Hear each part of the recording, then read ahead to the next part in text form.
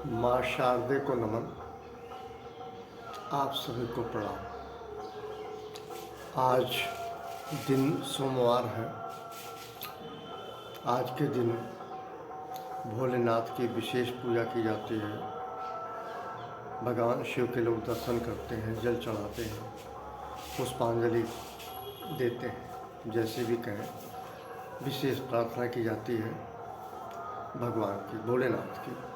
भोलेनाथ का दिन मानकर मैं बार बार कहता हूँ, हर दिन ईश्वर के हैं और हम सभी में ईश्वर है। हम लोग मनुष्य हैं, लेकिन हमारे अंदर ईश्वर है। हर व्यक्ति के पास ईश्वर, हर सबके साथ ईश्वर रहता है। जो लोग भी जीवित हैं, जागृत हो ना हो, लेकिन सबके साथ ईश्वर है। महसूस करने की बात है।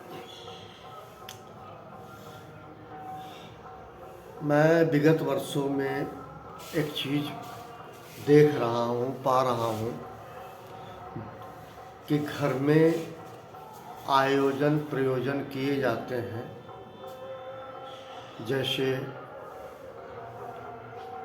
मैरिज एनिवर्सरी, बर्थडे और पता नहीं क्या क्या, सिल्वर जुबली, वेडिंग एनिवर्सरी और क्या क्या दुनिया भर का लोग आयोजन करते हैं। पहली बात तो मैं ये कहूँगा, आप लोग जन्मदिन का एक विशेष महत्व देते हुए उसकी आप एक शो ऑफ करते हैं। ये बात मैं क्यों कह रहा हूँ। सुरेंद्र नाथ अवस्थी जी एक बार किसी कवि सम्मेलन में उन्होंने एक बात कही, मुझे बहुत बढ़िया लगा। बोले, यहाँ जितने लोग हैं सबसे मैं कम उम्र का हूँ।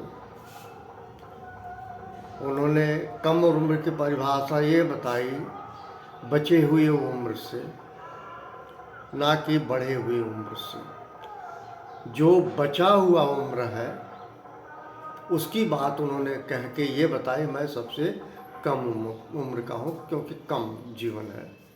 जैसे मैं 62 साल का हूँ, 63 साल का होऊंगा, तो मेरे पास मेरी जो बची हुई आयु होगी बहुत होगी, 4-5 साल होगा। इससे ज़्यादा नहीं हो सकता। इससे ज़्यादा होगा तो आप शरीर की दुर्गति होगी। इससे ज़्यादा होना नहीं चाहिए, ये सबको पता है। जन्म और मृत्यु के बीच का झमेला इस धरती पे यात्रा, जीवन यात्रा का समापन तभी होगा जब मृत्यु हो जाएगी। क्योंकि मैंने एक चीज़ बताया कि आप लोग बर्थडे सेलिब्रेट करते हो, तो बर्थडे आप जो सेलिब्रेट करते हो, कैंडल जलाते हो 1 2 3 4 एंड सो ऑन। आप अगर देखें, मैंने बड़े बड़े लोगों को देखा, 60-65 साल की उम्र है, आज क्या है वेडिंग एनिवर्सरी मना रहे हैं भाई। समझ में मेरे नहीं आता, वो बचे हुए दिन को एक बार सोच लेते। और जीने की कला तो बहुत है। जीने की कला तो विल पावर से होती है, इच्छा शक्ति से होती है, ना कि सेलिब्रेशन से होती है। बर्थडे या मैरिज एनिवर्सरी का ये 2 मैंडेटरी आप लोग जो मनाते हैं, इससे विल पावर थोड़ा ना बढ़ता है। इससे आपका वॉल्यूम ऑफ फंड का वो होता है, वायलेशन होता है। इस वायलेशन से बचना चाहिए। जायज़ कर्तव्यों को निभाने का प्रयास करना चाहिए, नाजायज़ कर्तव्यों को निभाने का प्रयास नहीं करना चाहिए। और व्यक्ति की इच्छा शक्ति होती है, ना कि मैरिज एनिवर्सरी या बर्थडे मनाने से आपका आन मान सम्मान बढ़ जाएगा। जहाँ थे आप वहीं रहेंगे। उस पर्टिकुलर दिन में ज़रूर जो है लोग सोचेंगे जैसे भी, अरे भाई क्या बात है, एक अच्छी पार्टी हुई। 5 स्टार तक लोग जाते हैं। आजकल के जो युवा वर्ग हैं, जो अभी शादी हुई है, उनके संतान पैदा हुई है, उनको तो तमीज़ें नहीं है। वो सबसे बढ़िया उनकी बीवी कहती है, आज किचन बंद। किचन लॉक एंड की में होगा, किसी होटल में बुक करते हैं, वहाँ खाना खाते हैं। उस महिला को अगर समझिएगा तो समझने की कोशिश कीजिए। उसका मेंटल जो लेवल है 2 बातों से है। पहला, वो अपने नियर डियर को उस 5 स्टार होटल या 3 स्टार होटल में बुला सके और अपना शो ऑफ कर सके, दिखा सके अपने स्टेटस को। लेकिन उसको ये पता नहीं है स्टेटस चैलेंज होता उसका स्टेटस चैलेंज होता है। और ये नई ट्रांजिशनल सोसाइटी में एक नई परंपरा है कि अगर कोई अकेजन होता है तो उस अकेजन में खाना बनना नहीं चाहिए, बाहर खाना चाहिए। एक बात। दूसरी चीज़, जो लोग भी जिनके वो इनवाइटी होते हैं, चाहे उनको जानते हो चाहे ना जानते हो, आपको अगर 20 साल पहले की बात बताऊं तो जब किसी के यहाँ कोई आयोजन होता था तो अपने रिश्तेदार को बुलाते थे, प्लस जो पटीदार होते थे वो शामिल होते थे, प्लस नाऊकहार शामिल होते थे, ना कि उनके दोस्त यार शामिल होते थे। आज तो स्थिति, उस ज़माने में महिलाएं बारात नहीं जाती थी, अब सबसे पहले महिलाएं लहंगा मांगती हैं उस बारात में जाने के लिए, उस फंक्शन में जाने के लिए। बारात मैं उस एक प्रोसेसन कहूँगा, बल्कि वो जुलूस का तमाशा है। 3 स्टार 5 स्टार होटल में वो इनवाइटी सबको बुलाता है, खिलाता पिलाता है। मैं बुरा नहीं मानता, मैं पूर्वाग्रह से ग्रसित नहीं हूँ। मैं जिस ऑर्गेनाइजेशन में काम कर चुका हूँ उस ऑर्गेनाइजेशन की जो व्यवस्था रही है आपके कल्पना से परे है। मैं रिवॉल्विंग डाइनिंग टेबल पे खाना खा चुका हूँ, और खाना मैं क्या खाया हूँ, मैं भोजन नहीं किया हूँ, मैंने सलाद खाया, औपचारिकता निभाई है, मैं कहीं प्लेट नहीं उठाया हूँ। मैं किसी के यहाँ खाना नहीं पसंद करता, खाना ना मुझे कोई इंटरेस्ट है, बिल्कुल नहीं। पर ये मेरा पर्सनल परव्यू है, ये पर्सनल व्यू है, मुझे बिल्कुल नहीं पसंद है किसी के भी फंक्शन में कहीं भी खाना खाऊं। एक बात। दूसरी चीज़, दुखद परिदृश्य अगर है तो मैं ज़रूर जाऊंगा, अवश्य जाऊंगा, चाहे वो हॉस्पिटल हो, चाहे वो मर्चरी हो, चाहे कहीं हो। हाँ, अब जो है कालांतर में मेरी स्थिति शरीर की खराब हो चुकी है, मैं कहीं आता जाता नहीं, लेकिन पहले मैं पैदल साधनों से उस स्थान पे पहुंचता था, चाहे वो अस्पताल कितना भी दूर क्यों न हो। ये सब मैं कर चुका हूँ। मैं अपनी तारीफ नहीं कर रहा हूँ, मैं उन बातों को कह रहा हूँ, मैं कहीं ना कहीं आहत हो रहा हूँ। आप लोग जो फंक्शन करते हो वो फंक्शन नहीं, व्यापार बन गया है। शादी विवाह आपके घर में होता है, चाहे वो बेटा का शादी हो चाहे बेटी की शादी हो, आप व्हाट्सएप पे सबको भेज देते हो, बहुत बढ़िया तरीका है। हमारे टाइम में हम लोगों की शादी होती थी तो नाव लेके जाता था वो एक गांठ हल्दी का, शुभ संकेत के लिए कि उनके यहाँ शादी है। वो नाव साइकिल चला के 25-30 किलोमीटर 35 किलोमीटर जाता था थका हारा, और वहाँ वो न्योता देता था। वो न्योता इस बात का देता था कि फलाने के घर ये शादी है और आपको आना है, और सबको न्योता नहीं दिया जाता था, न्योता केवल पटीदार को दिया जाता था। अब क्या है, 25 दिन पहले शादी डिसाइड होती है, सबको हम कार्ड बांट देते हैं जिनको हम जानते भी नहीं।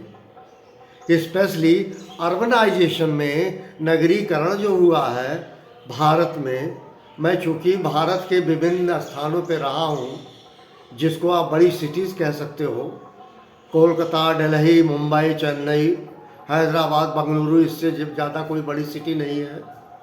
मैंने देखा है 1-2 क्लर्क मौजूद होते हैं एक रजिस्टर लेके कि कौन कितने रुपए का लिफाफा दिया।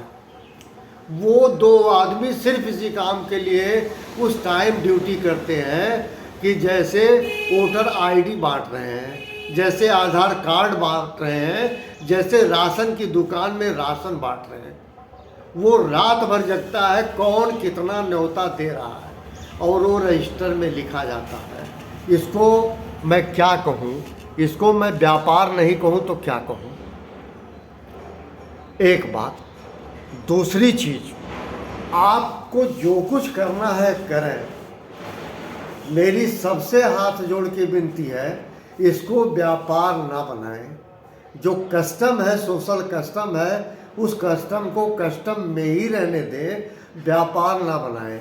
एक छोटे बच्चे का बर्थडे जब होता है तो आपस में बच्चों से पूछता है, आज मेरा जन्मदिन है, मुझको गिफ्ट में क्या दोगे? वो बच्चा अपने माँ बाप के पास जाता है कि फला मिस्टर एक्स का बर्थडे है, मम्मी हम पेन देंगे। पता चला जिसका बर्थडे है उस बच्चे ने कहा हमको पेन दे दीजिएगा, हमारा बर्थडे है। ऐसे बहुत सारे घटनाक्रम है। मैं उस बात को नहीं कोट करना चाह रहा हूँ क्योंकि लोगों को बुरा लग जाएगा, लेकिन जब कोई ओकेजन होता है, आयोजन होता है, प्रयोजन होता है, तो एक मेंटल स्टेटस बन चुका है कि हमको गिफ्ट मिलेगा। आप बताइए 5-7 साल का बच्चा गिफ्ट मांगता फिर रहा है, अभी से उसके मांगने की परंपरा हो गई तो भविष्य में वो क्या करेगा? मेरे पिताजी 4 बहन 3 भाइयों की शादी की, 7 लोगों का शादी किया। मेरे पिताजी ने कोई क्लर्क नहीं बिठाला, कोई किसी व्यक्ति को न्योता लेने के लिए नहीं बिठाया, बल्कि अगर बिटिया बहन लगती थी तो जो न्योता दिया उसमें उन्होंने 50 रुपया उस जमाने में डाल दिया। आज के समय का 1000 रुपये है, 2000 रुपये है। ये मेरे फादर करते थे, मैंने अपने पिताजी से सीखा। एक बार पप्पा पूछे ऐसा कहाँ है? अरे कहते कुछ नहीं बेटा, ये लोग जो है हल्दी दी जाती है तो न्योता देते हैं, लेकिन न्योता मुझे पसंद नहीं है। उस जो न्योता देते हैं उसमें मैं मिला के उनको धन्यवाद देता हूँ कि आप आए। ये मेंटालिटी मेरे पिताजी की थी जो आज इस दुनिया में नहीं है। मैं उसको सोचता हूँ, समझता हूँ। मेरे फादर ने कभी व्यापार नहीं किया। 7 परिवार था, 3 भाई 4 बहन, 7 लोगों की शादी किया। मैंने व्यापार नहीं देखा। अब एक नया व्यापार का चलन हो गया, व्यापार का चलन हो गया है।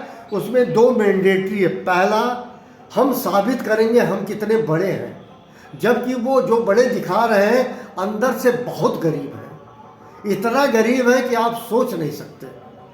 अगर वो 3 स्टार 5 स्टार होटल में आयोजन न करें तो शायद उनके दरवाजे पे कोई नहीं आएगा। लोग कार से जाते हैं। पहले हमारे समय में लोग चश्मा मांगते थे, साइकिल मांगते थे किराए पे, घड़ी मांगते थे। अब कार मांगते हैं कि फला के बर्थडे में जाना है, कार चाहिए। मुझे एक घटना याद आती है। भारत के वित्त मंत्री डॉक्टर मनमोहन सिंह साहब थे, ठीक है। एक फंक्शन था दिल्ली में, शादी का आयोजन था, उसमें सारे लोग पहुँचे। श्री पी चिदम्बरम जी भी थे वहाँ। एक मारुति 800 कार वहाँ आती है और बाकी सारे लोगों के पास BMW, मर्सिडीज थी और बड़ी बड़ी गाड़ियाँ थी। मुझे वो घटनाक्रम याद है। उस समय मैं दिल्ली में था, मैं भी किसी आयोजन में था। मैं ये ज़रूरी नहीं मैं स्पष्ट करूं। तो डॉक्टर मनमोहन सिंह साहब मारुति 800 कार से आए। डॉक्टर तो पी चिदम्बरम साहब ने कहा कि ये हम मास्टर साहब हैं। अब सोचिए, डॉक्टर मनमोहन सिंह भारत के वित्त मंत्री और वो मारुति कार से जा रहे हैं। शर्म आनी चाहिए उन लोगों को जो मांग के जाते हैं कार से। शर्म आनी चाहिए उन लोगों को जो भीख मांगते हैं कि फला आयोजन फला शादी में जाना है, एक मुझे स्टेटस चाहिए। लोग किराए के कपड़े मांगते हैं, किराए के सूट मांगते हैं शो ऑफ करने के लिए। वो अंदर से कितने कमज़ोर होते हैं, कितने गरीब होते हैं, आप सोच सकते हैं। मैं कुछ नहीं कहना चाहता हूँ, सिर्फ एक बात कह रहा हूँ, कस्टम को व्यापार ना बनाएं। बर्थडे, मैरिज एनिवर्सरी, आपके घर में कोई शादी विवाह है, आपके छोटे छोटे बच्चे अगर उनका बर्थडे है, अगर वो भीख मांग रहे हैं रोड पे, लोगों से कह रहे हैं मुझको गिफ्ट दो, आज मेरा बर्थडे है, इससे ज़्यादा दुर्भाग्य कुछ नहीं हो सकता। वो सेल्फ रिस्पेक्ट को खो रहे हैं, अपने आत्मसम्मान को गिरा रहे हैं। सबको अपना ध्यान रखना चाहिए। जिसके पास आत्मसम्मान नहीं है, जिसके पास स्वयं का आदर नहीं है, वो जीवन में कुछ नहीं कर सकता। इन्हीं शब्दों के साथ आप सभी को प्रणाम। Thank you very much.